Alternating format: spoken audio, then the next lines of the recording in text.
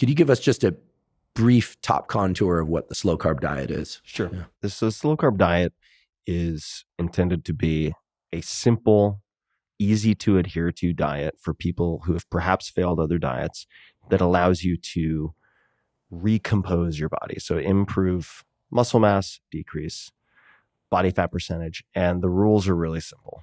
And that's part of what makes it work. It's not ideal for every sport and every circumstance, but broadly speaking, it works for a lot of people who've had trouble with dieting in the past. So rule number 1, don't drink calories. That's it. Very simple. So black coffee, unsweetened tea, great. Juice, out. Anything with calories, out. You could add a little bit of heavy cream to your coffee, let's say, but that's also bending the rules in a way that I don't like. So in the beginning, it's like follow the rules so you can break them later. So in the beginning, let's just say you can't drink calories. Number 2, don't eat anything white. Sounds pretty basic, right? Just don't eat anything that is the color of white or that could be white. Basically, that means you're going to be avoiding starches and things that are similar to starches. That includes things like oatmeal. That includes things like oatmeal. Yeah. So roughly speaking, just avoiding things that are white or that could be white will get you pretty far. And yes, there are exceptions like cauliflower, fine. You can have cauliflower. But again, don't get fancy, right? It's very easy to outsmart yourself when it comes to behavioral change. Keep it simple. So for at least 2 weeks, forget about the exceptions, right?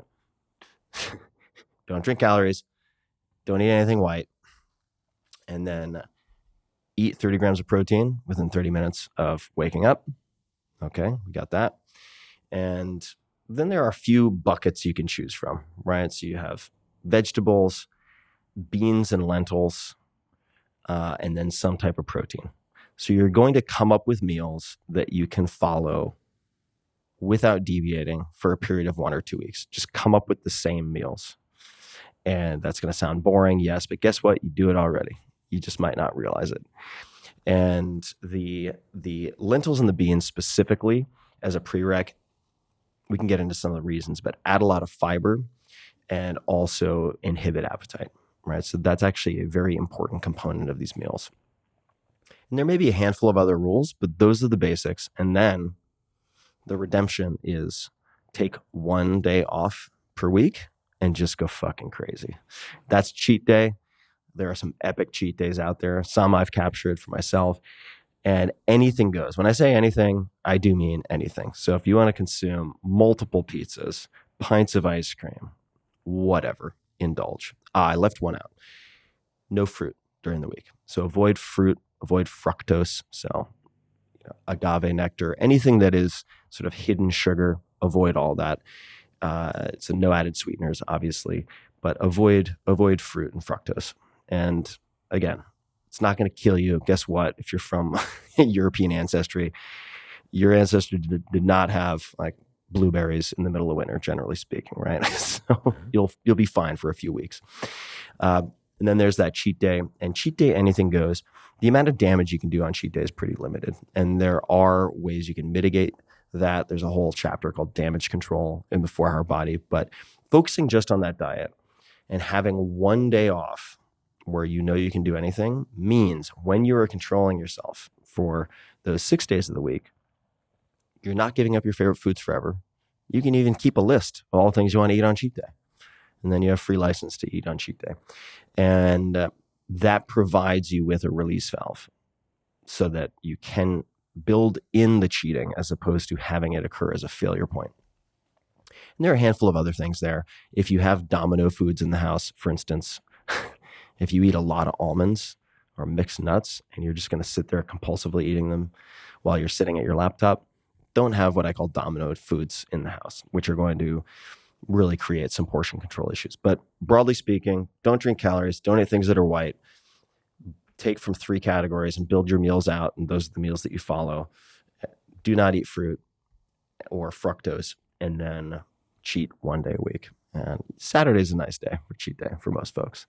And just to answer some questions that people are going to have, no, that doesn't mean 24 hours that you can spread out over 2 days. That will actually set you back. But the amount of fat that you can store in a handful of sittings over 24 hours, which legitimately is more like 12 to 18 hours, pretty limited. So that's a slow carb diet. Great. Thank you for that. I also want to ask, is it okay to take the day after cheat day and fast or do one meal that day? When I followed the slow carb diet, I benefited from it tremendously. Lost fat, gained muscle, tons of energy, sleeping great, required less caffeine, all sorts of wonderful things. Stable blood sugar. I felt so good. Really enjoyed the cheat days. I really enjoyed the cheat days. So much fun. At some point, there's some gastric distress that comes from, not regulating intake, which led me to not want to eat the next day.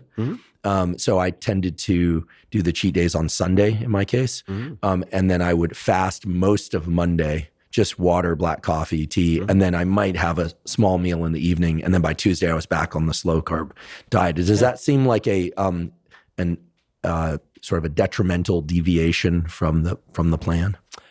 I think that if that is what works for you, then that is what works for you. So this is the slow carb diet template for me as a starting point. And generally I'll say, I think this is from Picasso, right? It's like learn the rules as an amateur so you can break them as a professional. But it's like, I recommend most people kind of stick with the format for a handful of weeks and measure the results, right? So there are guidelines for how to measure. The scale is a bit of a blunt instrument, so there are other ways. But if you're extremely overweight, you can just use the scale. And fasting, I think, is fine, or just ratcheting back your caloric consumption significantly. And what happens over time for most people also is for the first, say, 4 weeks on cheat day, you're going to go completely insane. And I remember I was doing something much stricter called the cyclical ketogenic diet, which is a whole separate thing. It's much more limiting in terms of what you can eat. But I was training for ultimately the nationals in Chinese kickboxing. This was happening in 99.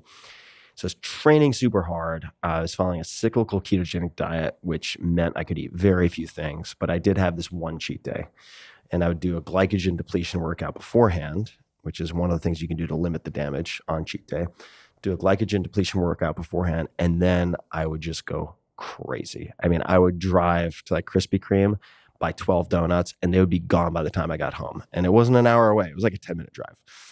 Donuts would be gone, right? I would go to Safeway, and I would buy a bag of those fun-sized Snickers, and that would be just a tiny portion of my calories. Stuff for you, huh? A lot of sweet stuff. I also did the savory stuff. I mean, I had my favorites. Nothing was safe. Pizza. Nothing was safe. Nothing was safe. My paws got into everything. And then over time, because the next day you're going to feel like you got hit by a diabetic dump truck, you start ratcheting back. And you're like, okay, maybe I don't need to do that.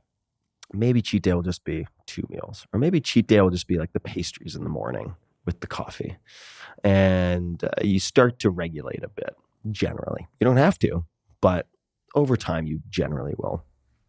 And I think after you've followed it to the T, just follow the commandments for say 4 to 8 weeks, then you can certainly deviate. And I'm not saying if you're not hungry, don't eat. However, in many cases, people have acclimated to not eating in the morning, and then they end up overeating later in the day. If you have that habit, right? If you're consuming 50% of your calories or more at dinner and you want to lose body fat, I would say get some cottage cheese or something that will give you 30 grams easily in the morning. Worst case scenario, use a protein of some type. Just don't make it hypercaloric. You mean powdered protein? Like could be powdered whey protein. Whole food is going to do a lot more. And no calorie counting, correct? No calorie counting. It tends to be self-limiting. When you're eating this much fiber and this much protein, it tends to be very self-limiting, what you'll want to consume and what you can consume. Yeah. Once again, I had great experiences with slow carb diet, and I'm going to go back on. Yeah, nobody needs to buy anything to figure it out. If you just search on tim.blog, slow carb diet, there you'll get everything that you need to get started. No purchase necessary.